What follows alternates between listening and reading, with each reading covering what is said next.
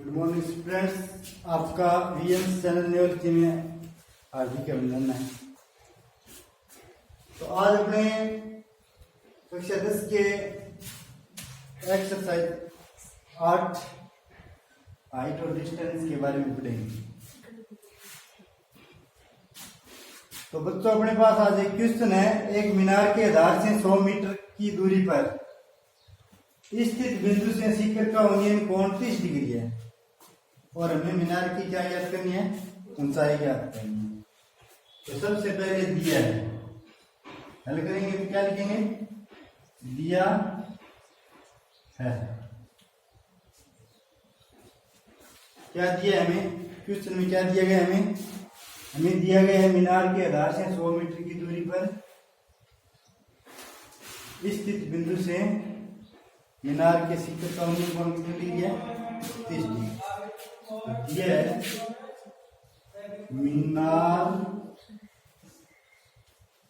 के आधार से 100 मीटर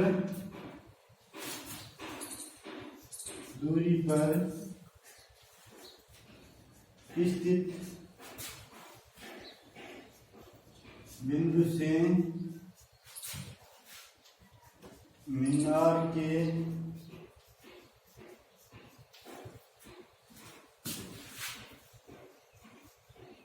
शिखर का उन्नयन कोण 30 डिग्री है। ये दिया है। क्या दिया हमें?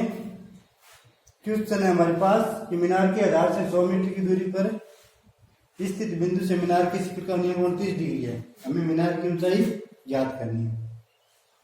तो क्वेश्चन को हल करेंगे तो सबसे पहले लिखेंगे दिया गया है। क्या दिया है? मीनार के आधार से 100 मीटर दूरी पर स्थित बिंदु से मीनार के शिखर का उन्नयन कोण 30 डिग्री।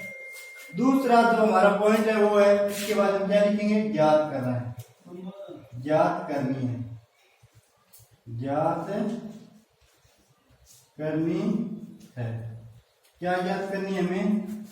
मीनार की ऊंचाई। क्या ज्ञात करनी है हमें? मीनार की ऊंचाई। मीनार की ऊंचाई ज्ञात करनी है। तीसरा चैप्टर हल करें इसे, सोल्व करें इसे हल।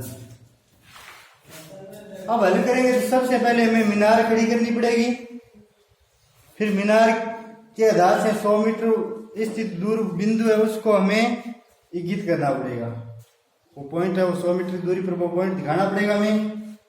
फिर उस बिंदु से मीनार के शिखर का जो उन्नयन कोण बना है वो 30 डिग्री दर्शाना होगा। तो सबसे पहले अपने कच्चा डायग्राम बनाते हैं। तो डायग्राम बनाएंगे तो ये मीनार है, ये क्या है? मीनार है। ये मीनार का बेस है यानी आधार है। मीनार का क्या है? ये आधार है। और आधार से कितने मीटर दूर? 100 मीटर दूर। 100 मीटर दूर एक बिंदु है। उस बिंदु से मीनार का शिखर यही है। इस शिखर का उन्नयन कोण है वो कितने डिग्री है? 30 डिग्री है। तो अब ये हमारे पास समकोण त्रिभुज हुआ।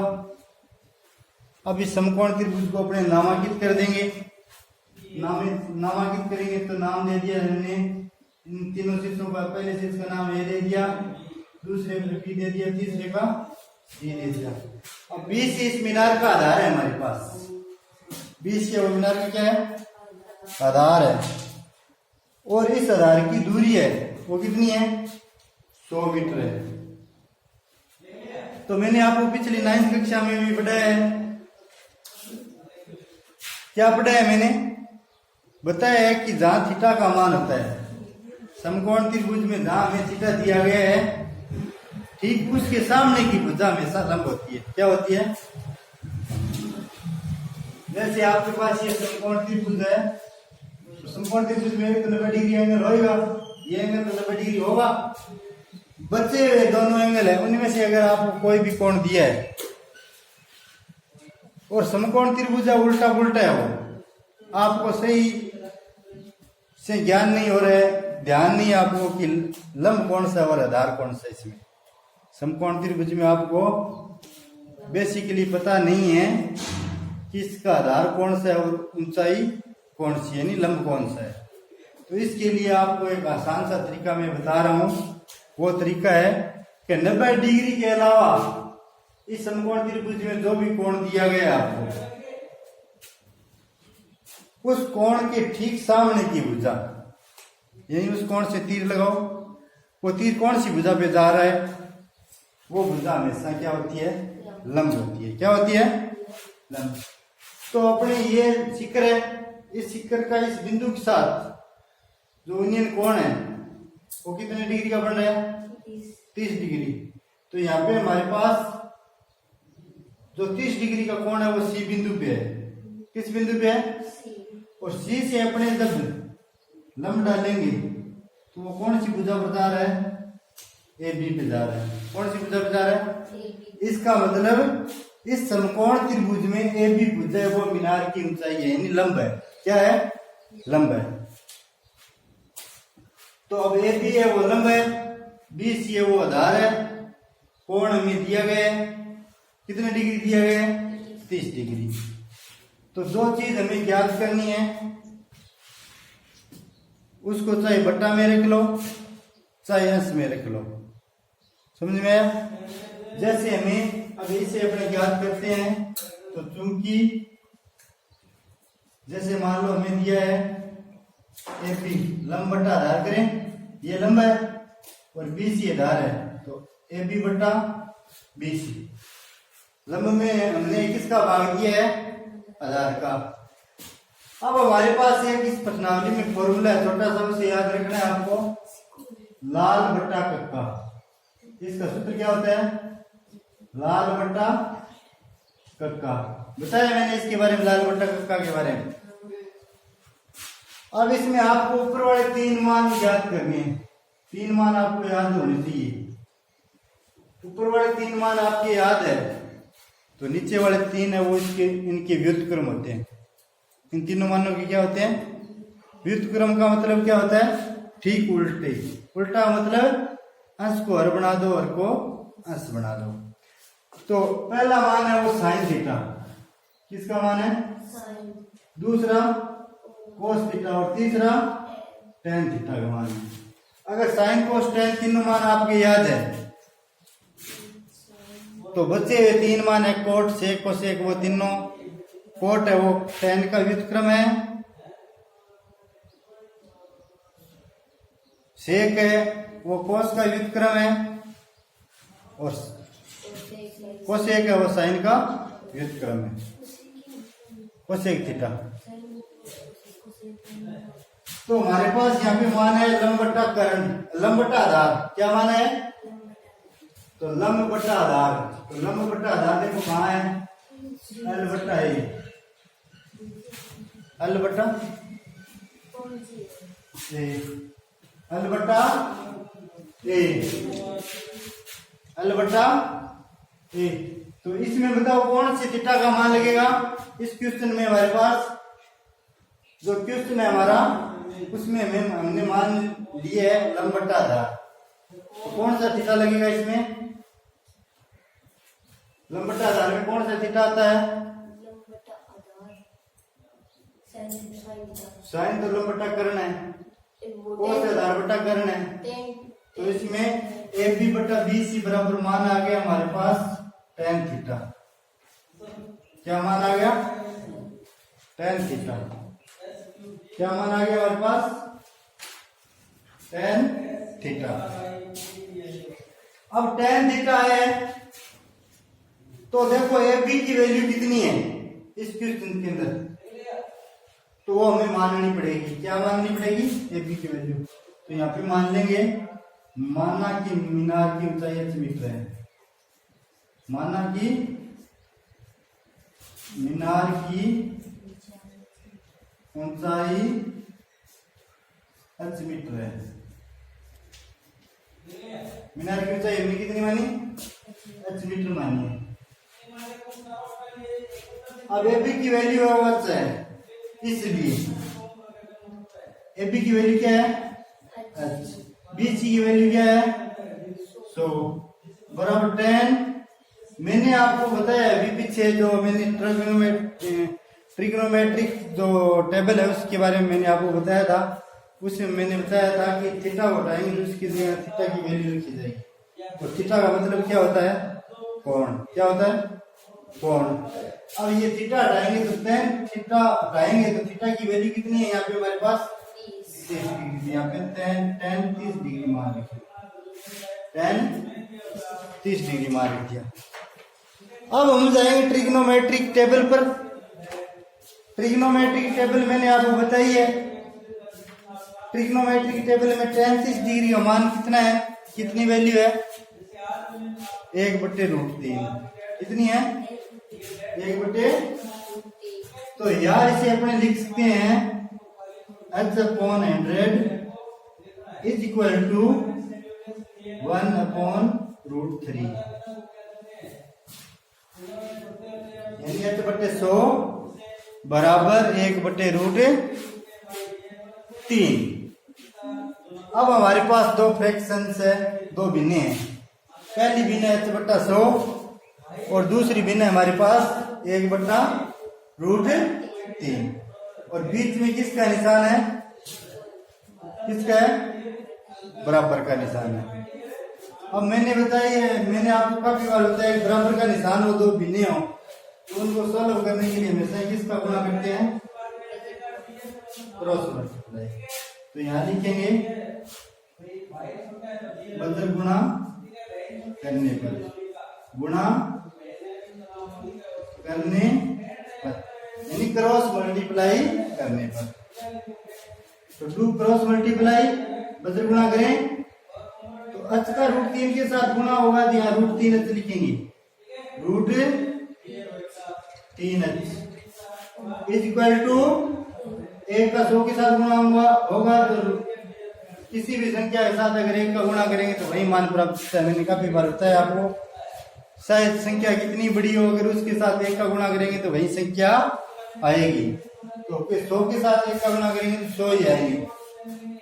अब हमारे पास मान है √3h बराबर 100 और हमें h की वैल्यू ज्ञात करनी है, और h का और √3 का क्या संबंध आपस में गुणा का है, और h से जब गुणा हटाएंगे तो संख्या किस में जाएगी भाग में जाएगी, किस में जाएगी। तो यहाँ इसे अपने लिख सकते हैं h इज इक्वल टू 100/√3 यानी 100/√3। अब h की वैल्यू आपके पास आ गई 100/√3, कितनी आ गई 100/√3 मीटर, ये आपकी ऊंचाई आ गई है।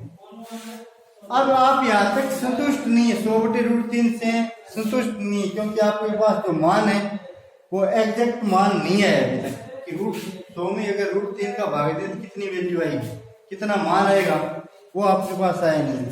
तो मैंने आपको बताया किसी भी संख्या का रूट हटाने के लिए जिस भी रूट का भाग दिया है उसमें उसका अंश और हर के साथ हमेशा क्या कर दो गुणा कर दो उसी संख्या का।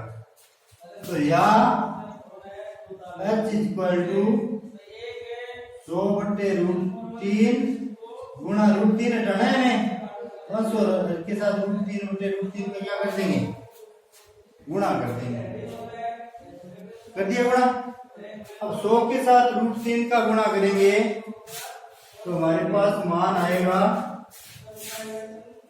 या h बराबर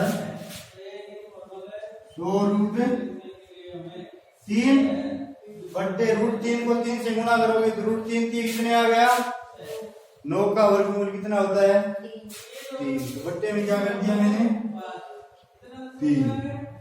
या इसे अपने कह सकते हैं h बराबर √3 का मान होता है 100 गुणा 1.732, √3 का वर्गमूल कितना होता है 100 का गुणा करेंगे 2 के बाद 100 हट जाएगा, या h की वैल्यू आ जाएगी हमारे पास 173.2/3। अब इसमें 3 का भाग देंगे तो h बराबर मान हमारे पास आ जाएगा 5 दिए 15 बच गए 2 उतारे 3 7 दिए 21 बच गए 2 उतारे 2 7 दिए 21 57.7 मीटर। ये हमारा एग्जैक्ट मान आ गया। तो हमारा आज हमने हाइट और डिस्टेंस के बारे में पढ़ा। इसे मैं एक बार रिपीट कर देता हूँ आपको दोबारा क्वेश्चन को। क्वेश्चन है हमारे पास एक मीनार के आधार से 100 मीटर दूर पी पर स्थित बिंदु से मीनार के शिखर का उन्नयन कोण 30 डिग्री है। मीनार के शिखर का उन्नयन कोण कितनी डिग्री है?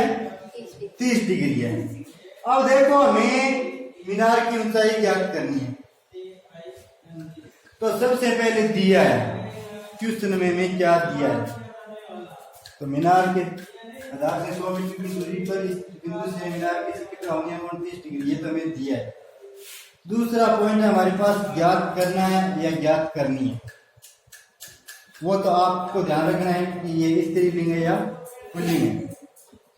समझ में आ गया? तो इसमें ऊंचाई ज्ञात करनी है तो ऊंचाई स्त्रीलिंग है तो हमें ज्ञात करनी है। यहाँ ज्ञात करना नहीं लिखेंगे, ज्ञात करनी है। क्या करनी है? मीनार की ऊंचाई। तीसरा पॉइंट इसे हल करेंगे, स्टार्ट करेंगे। अब मीनार की ऊंचाई हमें दी नहीं है तो माना कि मीनार की ऊंचाई h मीटर है। मान लेते हैं कि जो मीनार की ऊंचाई हमें ज्ञात करनी है उसे हमने h मान लिया। क्या मान लिया? और मीनार के आधार से जो दूरी है वो कितनी है? 100 मीटर। डायग्राम हमने बनाया। डायग्राम बनाएंगे तो क्वेश्चन है वो बेटर वन तरीके से सॉल्व होगा। अब बेटर वन तरीके से सॉल्व करेंगे तो हमें डायग्राम बनाने पड़ेगा। और डायग्राम बनाया तो हमने मीनार की ऊंचाई है वो h है, आधार से दूरी है वो 100 मीटर है, यानी आधार 100 मीटर आ गया हमारे पास। उन्नयन कोण 30 डिग्री है। अब हमें ऊंचाई ज्ञात करनी है तो क्वेश्चन को ज्ञात हल करेंगे तो क्योंकि ए बी बट्टा 20 यानी लंब में हमने आधार का क्या दे दिया और लंब में आधार का भाग देंगे तो हमारे पास एक फॉर्मूला आधार बट्टा का, उसको याद रखना आपको। वो क्यों रखना है कि हमें ज्ञात हो जाएगा उससे कि इसमें कौन से थीटा का मान लगेगा। जो क्वेश्चन हल कर रहे हैं उसमें हमें कौन से थीटे का मान, अगर इसी क्वेश्चन को मैं BC बटा AB कर देता, यहाँ पे लंब बटा आधार किया है, अगर मैं आधार बटा लंब कर देता, आधार बटा लंब कर देता तो ये मान लिखता, ये किसका मान है? कोट का। तो यहाँ पे आ जाता कोट थीटा। समझ में आ गया मेरा कहना मतलब? जो भी जिसमें भी आपको भाग देना है सूत्र में जाएंगे, देखेंगे कौन सी थीटा इसमें इस्तेमाल हो रहा है, उस थीटा को यहाँ पे रखेंगे। तो यहाँ पर हमने AB बटा BC लंब में आधार का भाग दिया है और लंब में आधार का भाग देंगे तो लंब बटा आधार यानी साइन कोस tan थीटा आ रहा है तो बराबर tan थीटा रख दिया हमने।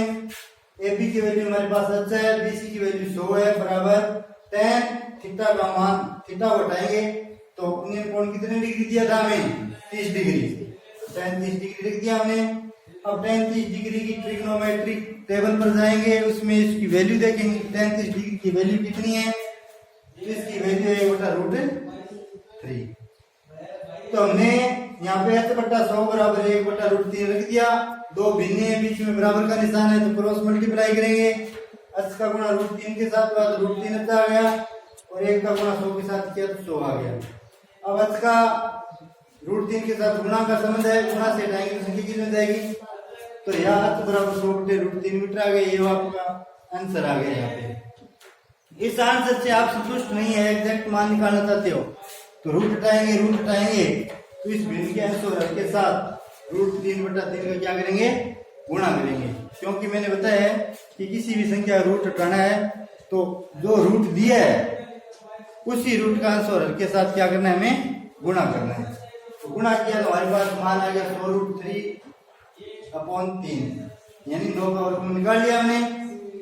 तो यहाँ पे मान है हमारे पास 173.2/3, 173.3 में 3 का भाग दिया तो हमारे पास मान आ गया 57.7 मीटर। तो आपको जो एग्जैक्ट ऊंचाई ज्ञात करनी थी वो आई है 57.7 मीटर। तो ये आपका क्वेश्चन कंप्लीट हुआ।